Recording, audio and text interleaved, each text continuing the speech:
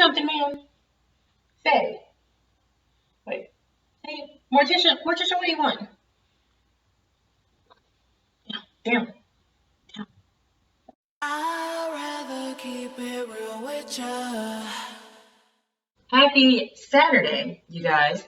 I'm recording this on Saturday because Christmas is on the 25th, which is a Saturday, and me putting this video up on a Sunday just doesn't make any sense, so it's a little weird, especially because I'm recording this prior to Christmas. But I wanted to talk about something. I don't know how long the video is going to be. It might be long. If I do two parts, I'll do Saturday and Sunday, but I do really want this to be up in time for Christmas because I'm going to talk about why I'm alone for Christmas. But first things first, I want you to check out the hair that I just got done. I'm talking about my hair in a second, and then I want to check out my outfit. So.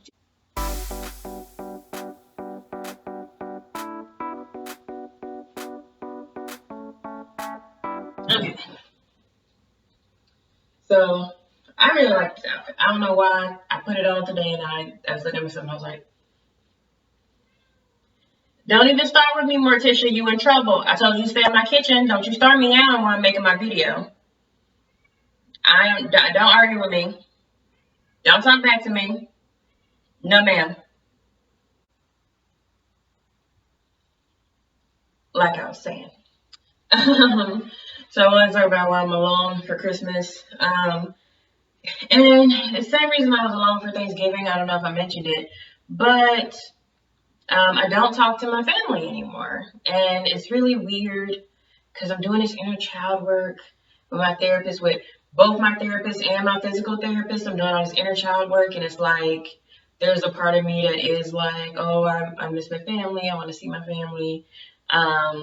Now, somebody might say, well, aren't you choosing not to see your family? Absolutely. I am choosing for my mental health and my well-being to not see my family. Don't mean I don't miss them. Trauma work is not easy. It is not linear. It don't feel good. I don't think trauma work feels good until you're like at the end of trauma work, which for me, who the fuck knows how long that's going to be. But it's going to be a while, maybe many, many years, because you got to undo, I would say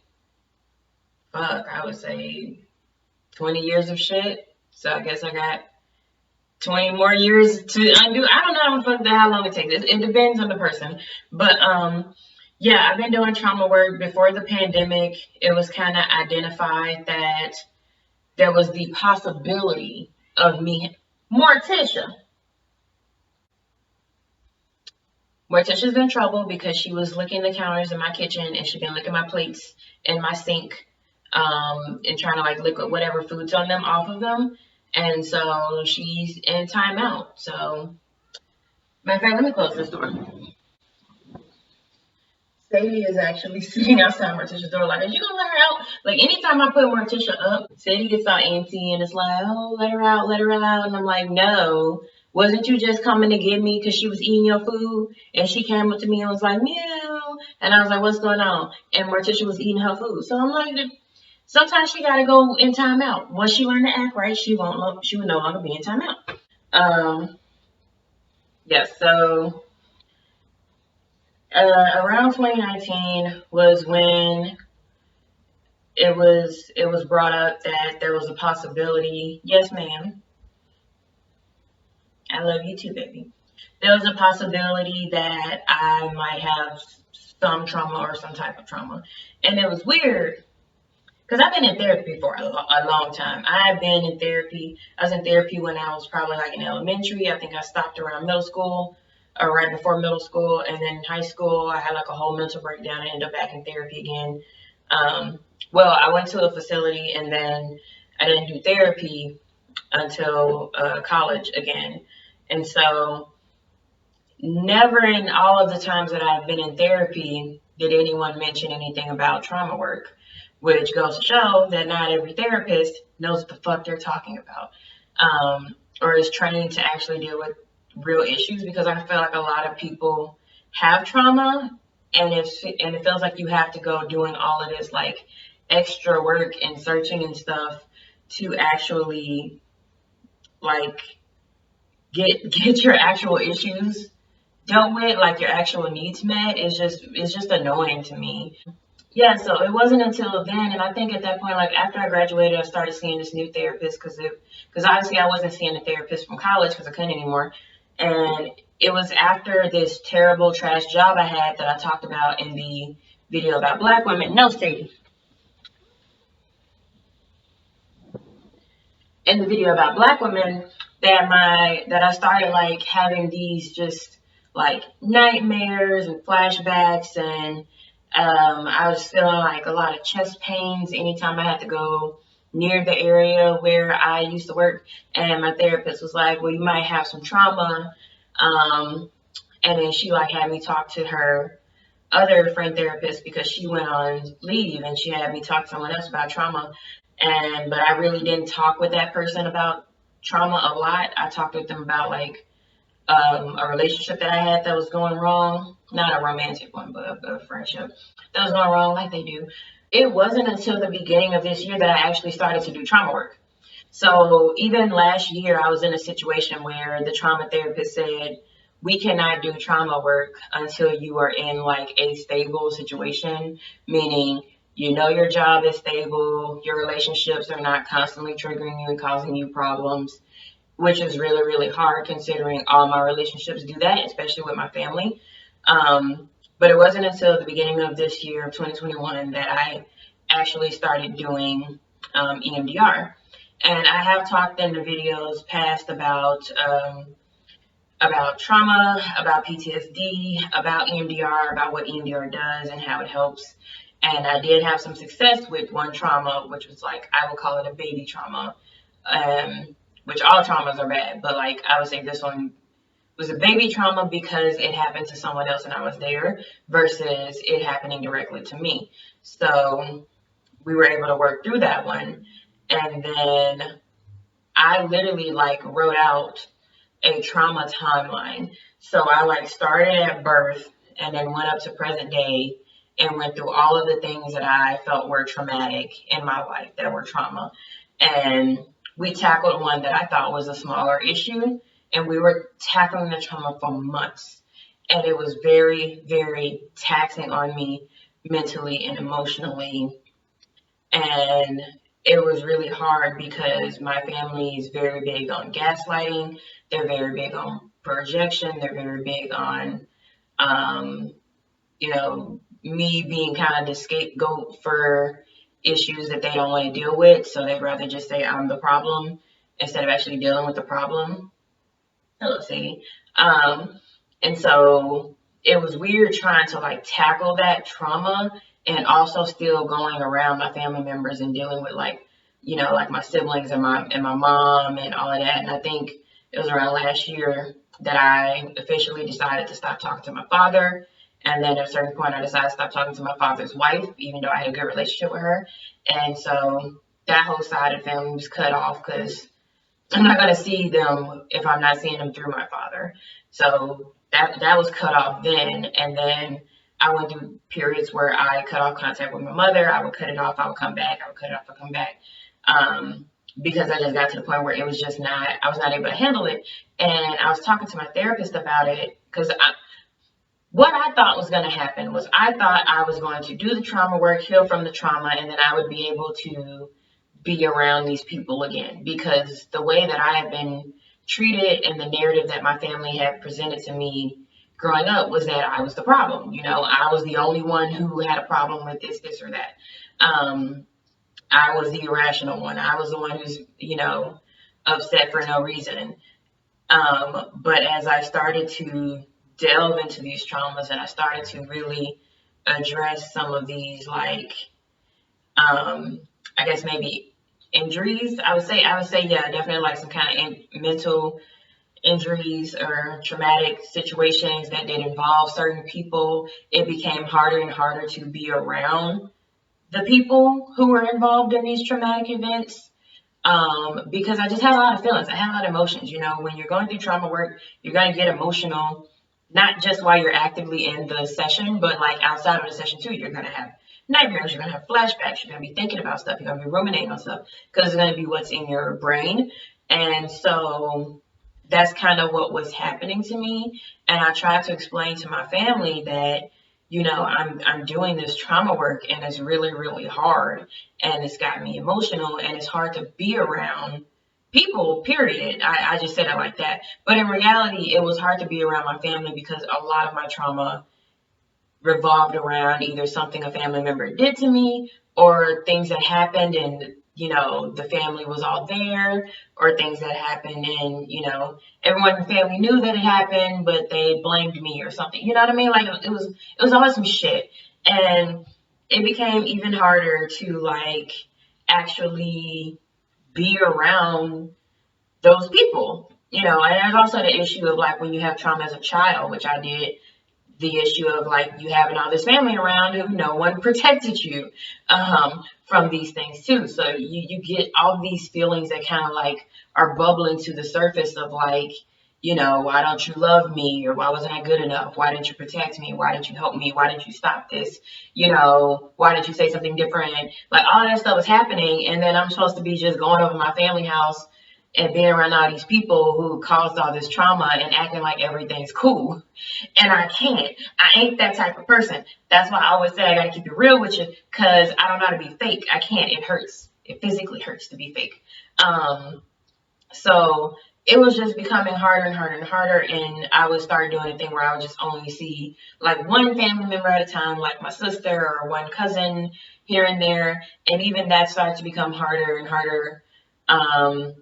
Especially when they started like, I don't know if attack is the right word, but they started like when I would open up about the fact that I'm in trauma therapy and it's struggling and it's hard, they started coming and being like, oh, you say you're in trauma therapy, but I've never seen anything bad happen to you, so you must be lying, or you must be making things up, or you must be blowing things out of proportion.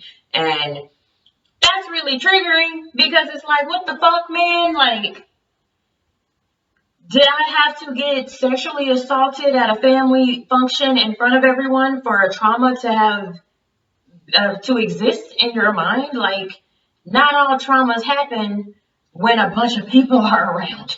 You know what I mean? Just because you didn't see something happen to someone doesn't mean it didn't happen. And it was really weird and it was really frustrating for that to happen from people who I thought that I could trust, even if I wasn't talking to other people. And so around the time, I would say I started seeing this new physical therapist probably around like August, maybe. And my first session with this physical therapist, she was a trauma-informed physical therapist. My first session with her, she immediately knew that I was having issues, or that I've always had issues with my mother. I talked about this in other videos, but it's like she's up inside you and she can like feel that you have these traumas, these injuries from just how your pelvic floor is, which is so weird. And so like she knew about that. She knew that I had, certain issues around safety. And usually when someone has an issue around safety, but they're not actively in a dangerous situation, that tells you that they have some kind of trauma. And she also had told me that the pelvic floor muscles that were tight because of some kind of trauma that told them they needed to be tight in order to protect me. And she, without knowing my age, said, these muscles have been like this for 20 years because at this point they have wrinkles. And that made me feel really, really upset because it's like you can kind of acknowledge from my trauma timeline that I did have trauma from a young age, but for not just my therapist to see, but for a physical therapist, that for me to just now see this physical therapist and her to already know that I've had trauma from a young age and like continuous trauma from a young age, it was just overwhelming. It was so much because I'm like, y'all can see this shit. You know what I mean? Sadie, why are you behind my camera? Yeah. Um, And I think that was kind of like, those were kind of like the straws that broke the camel's back for me, because my entire life, and this is not me being hyperbolic, I promise you, because I don't like to be hyperbolic. I always like to be as real and as authentic as possible. And I'm using the terms that my therapists have used for me. And so what they said was, I've been gaslit my entire life into thinking that everything that happened to me was either my fault or it didn't happen at all. Um, and so for me to go to these trauma therapists and trauma physical therapists and doctors, and they say, no, you've been through a lot of shit, and what happened to you was not okay. And to get that validation from strangers was like, oh my God, like something's really wrong here. And so it was at that point, like I was literally in the session with my physical therapist, and she was like, I need you to not talk to your mother anymore. I need you to not answer her calls. I need you to not answer her messages. I need you to not answer her emails, because we cannot get you to a good place if you are still in communication with her. And I've had doctors tell me in the past couple years to not communicate with her because of how much stress it causes me. And I would like take a break, and then I would come back, and then, I'd be like, oh, let me get in a better state of mind, and then I'll be able to handle it again. And for me to get to the point where she was literally like, you need to cut off all contact. Like, don't even say, oh, just for a month, or this is temporary. Literally, permanently, no contact with your mother, at least. We wasn't even talking about other people in the family, but with my mother, at least, it was like, you cannot have contact with this woman, because you will not be able to move forward in trauma therapy if one of the biggest sources of your trauma is actively in your life, calling you on the phone. You're going over their house, being with them in person, and like they're triggering you while at the same time invalidating all of the traumas that they're triggering. So I decided at that point to stop talking to her, but I was still talking to the rest of my family. And but it became harder and harder, because anyone my mother knew who I spoke to, even if it wasn't a family member, she was reaching out to them to try and get to me. She was calling from unknown numbers, texting from unknown numbers, having other people reach out to me, doing whatever she could to break past that boundary. And I did tell her that I was cutting off contact. It wasn't like I think I ignored her at first for 2 weeks, because I knew that if I said that I was cutting contact, I would get a million phone calls. So for 2 weeks, I didn't say anything, and she did not notice at all that I wasn't talking to her, because she didn't give a fuck that much. But once, I think she called me one time and I didn't answer, and then she made my sister call me and I didn't answer. I think that's when it was like, oh, she must not be talking to me again. Let me blow up her phone and her Facebook and all of that stuff. So that's when it kind of went into overdrive.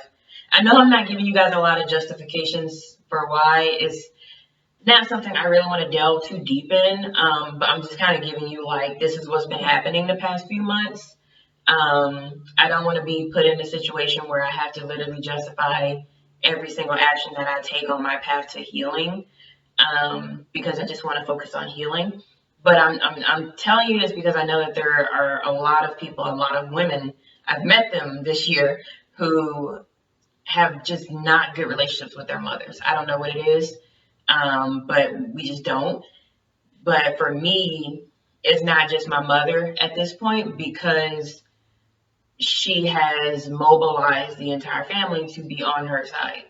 And I'm being very nice with my phrasing and my words for her. I don't want to go too far into, like the anger about it, because honestly, I understand a little more the reasoning behind her actions, but that doesn't justify anything that she does. So it's still kind of like bad, but she's kind of like, went to everyone in the family so they all know that I'm not talking to her, so that any family member who I try to talk to will immediately go and say, why aren't you talking to your mother? Don't you know that she's upset? Don't you know that she's sad? Why are you doing this to her? You need to call her now. And so that's kind of what tends to happen, because she's big on just getting everybody on her side and telling everybody her side of the story, and everyone believes her because she's the mother. I am sick of trying to defend myself to them. I am sick of trying to justify myself to them. I'm tired. And so I had really just stopped talking to most people in the family, and I got to the point where I was talking to like one or two people.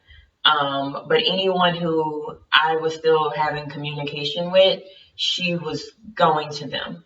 So if I was still talking to a cousin, she would go to that cousin actively and try to get them to, force me to talk to her.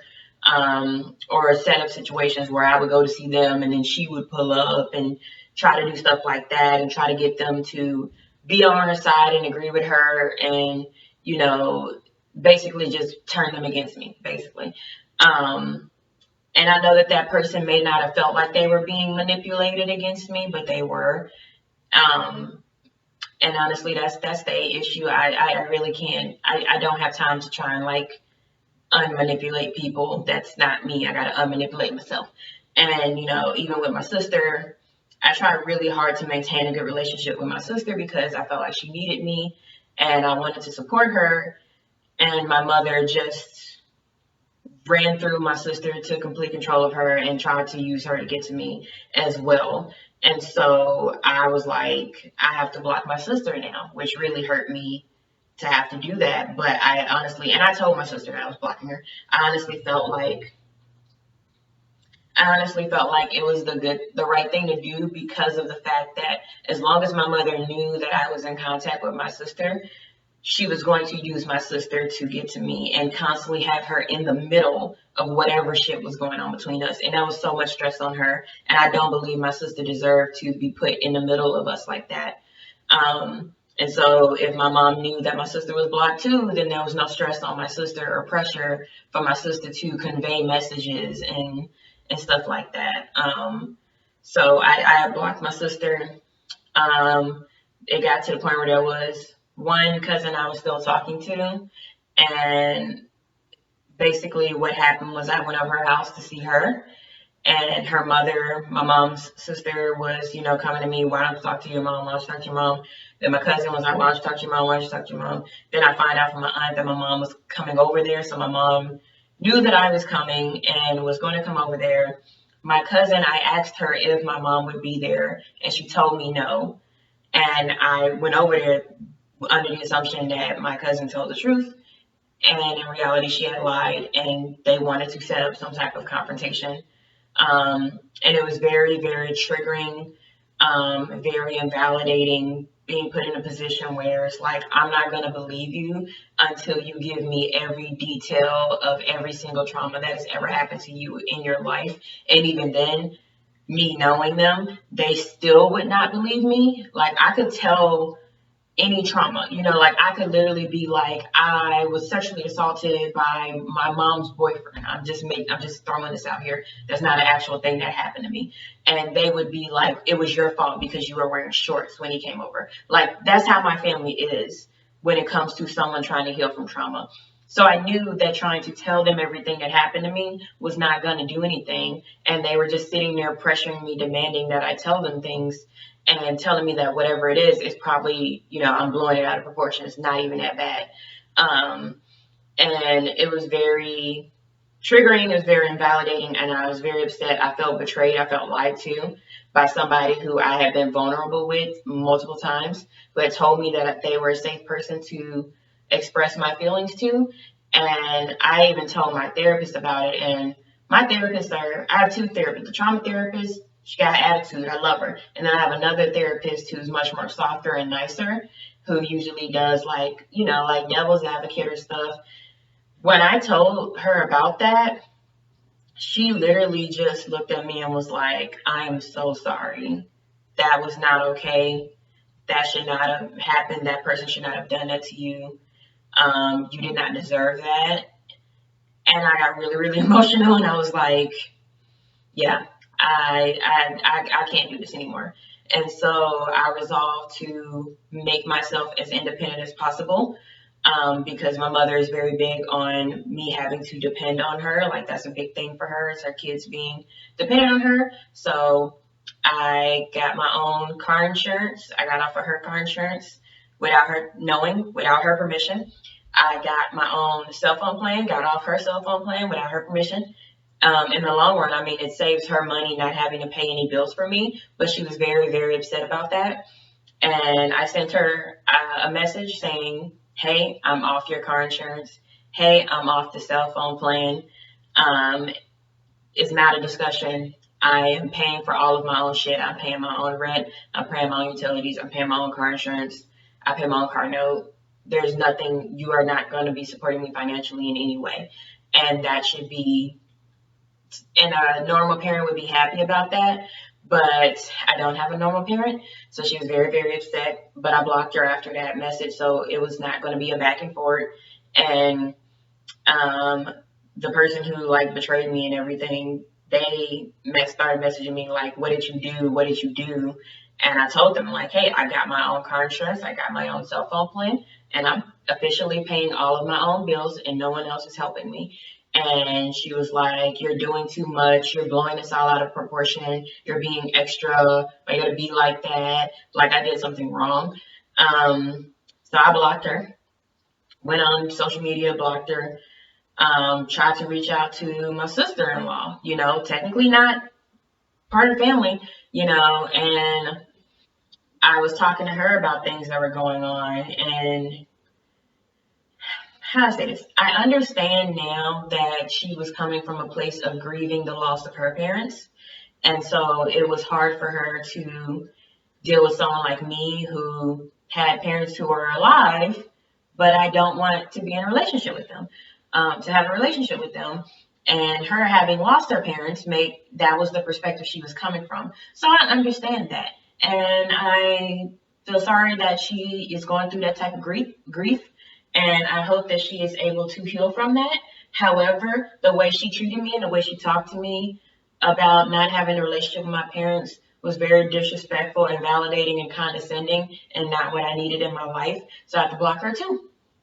So at this point, most of my family, anyone in my family who has directly come after me with regards to me not having a relationship with my mother or my father is blocked. Phone numbers are blocked on social media. Um, and physical therapy and regular trauma therapy, it has been hard. But I have shown improvement. I'm not as depressed. I am not as, stressed out. I am able to start trying to tackle the things that it was just becoming increasingly difficult to tackle because I was actively being triggered by being around the people who either traumatized me, took part in the trauma, or knew about the trauma and decided to invalidate me anyway. So I've been doing a lot better, actually.